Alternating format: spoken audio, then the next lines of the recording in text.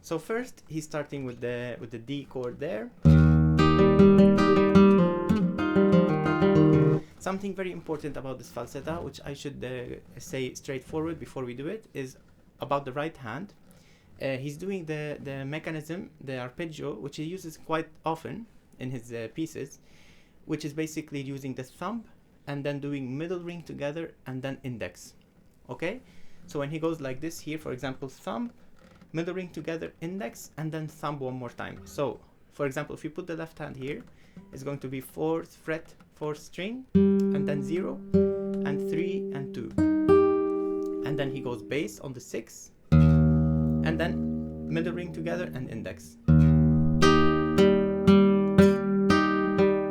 Okay, so thumb, middle ring together, index, thumb, and thumb one more time. The thumb here is playing the melody. Basically the fingers down, let's say, are kind of accompanying the melody, and then the thumb is playing the main melody there. Okay, going bass on the 6,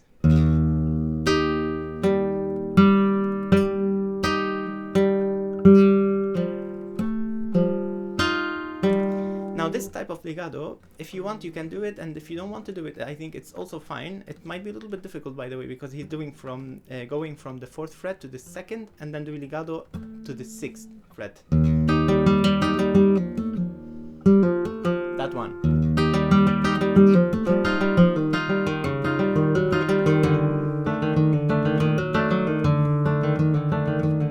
Okay, so to break it down, the melody first of all, let's see the melody first, and then we can learn it more easily. Let's say if we do like this.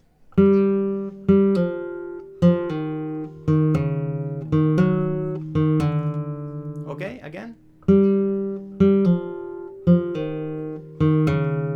If you noticed here, we're jumping from one string to the other with the legatos. So doing from the 4th string and placing with the left hand on the 5th string, 3rd fret, the C note. And when you place like this with the index, you're going to cover the 4th string at the same time, because if you keep it open, then two sounds are mixing together. It's not really good.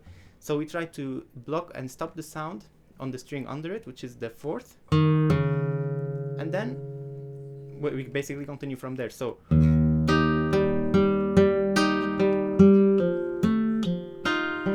if you noticed here, the only thing I did was replace the index from down to up. Okay, so changing the, when you go down from the 4th fret to the 2nd, we just take off the index finger down and we put it instead on the 2nd fret there. So it's going to be like this.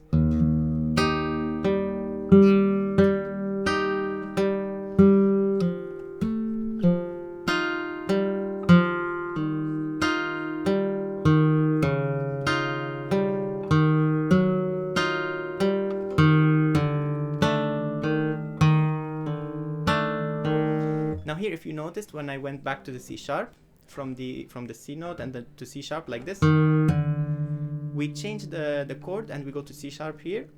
And basically also on the right hand, we're going to change the position of the arpeggios where we're playing. So we were doing, before we were playing on the strings down, the 3 strings down, the trebles.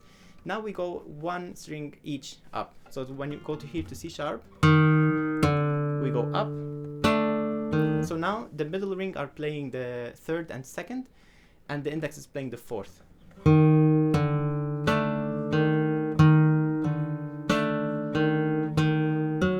Okay, legato from the 4th to 5th.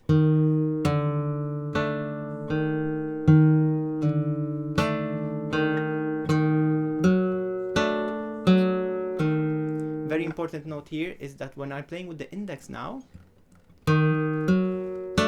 with the index this time is indicating the melody. Only this small part. Before we were playing always the melody was with the thumb.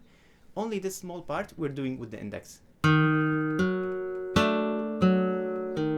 Okay, and then we continue.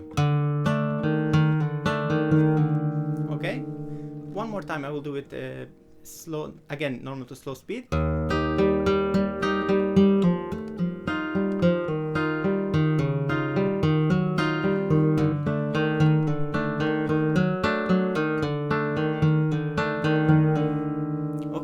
one again.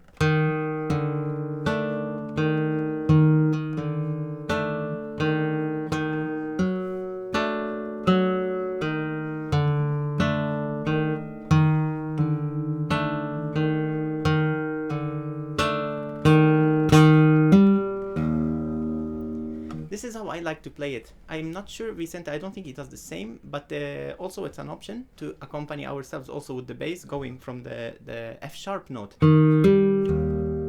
And then you can repeat. Okay, so when you finish the sentence here,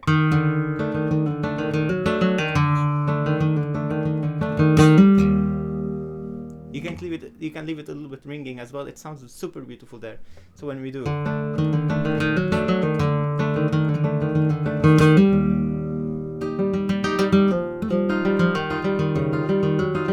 same.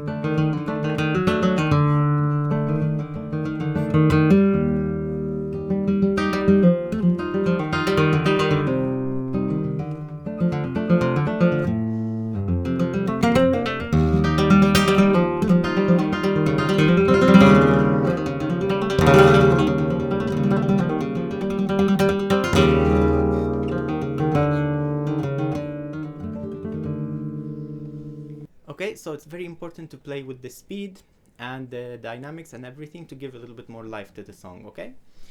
So the third time he goes, when from the second time he finishes here,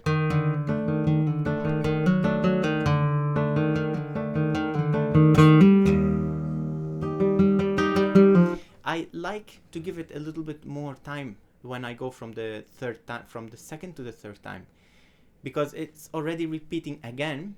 So it's like reassuring what you're saying again and again and again. So it's nice to give it a little bit more space when you get to the third time. When you do like this,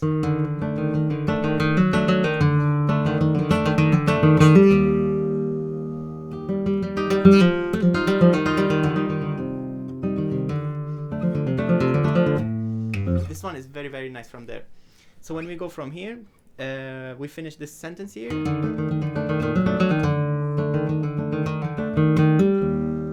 Keep it a little bit open. Same.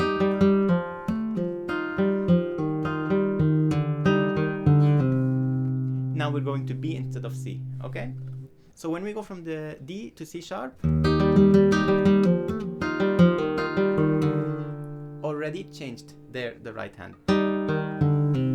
And going very low here, okay? Basically keeping only the middle finger there on the third fret. Here it's very important to go down.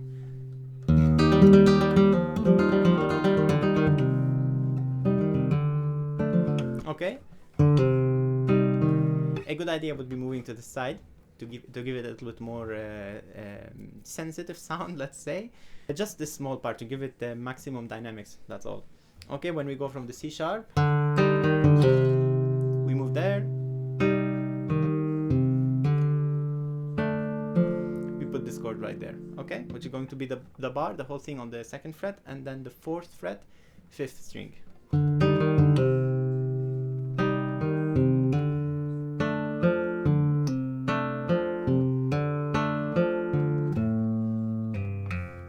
Okay, so instead of going this part with the pulgar all the way, we can give it a little bit more. It's also the sound I prefer to give it more bass sound when I go here. Just kind of the bass going down, and then it kind of blows up afterwards, right? So going from there.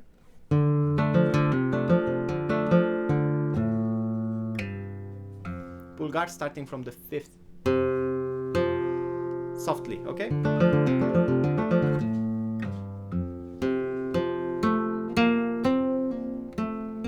Okay?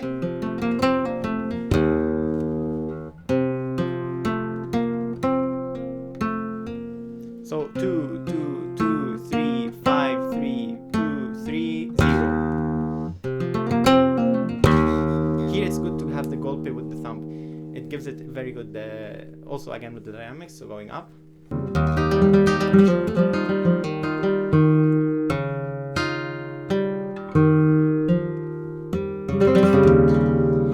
like to do it like this. Again, I apologize in advance if it's not exactly the same.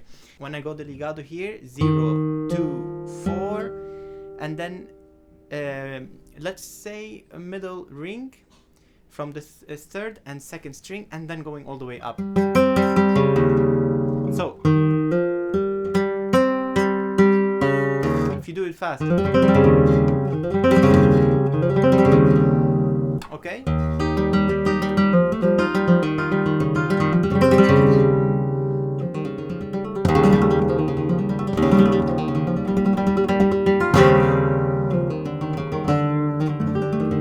Okay, I will repeat it one more time from this part.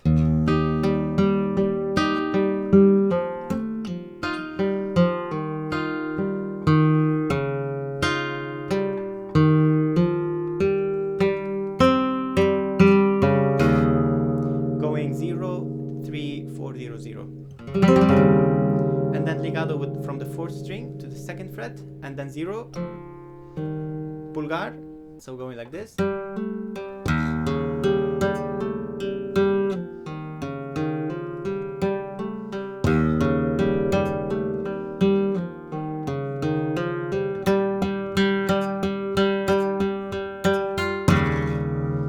This one we explained it in the video before, right? Which is going from the third string there, empty, 0, and then placing the left hand, we can put the ring in this case on the fourth fret, fourth string, and then playing the actual string on the fourth.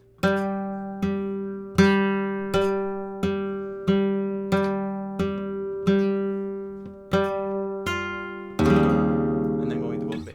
We can go the whole way up and do the golpe, but it's much easier to do now with the two fingers. Let's say middle ring.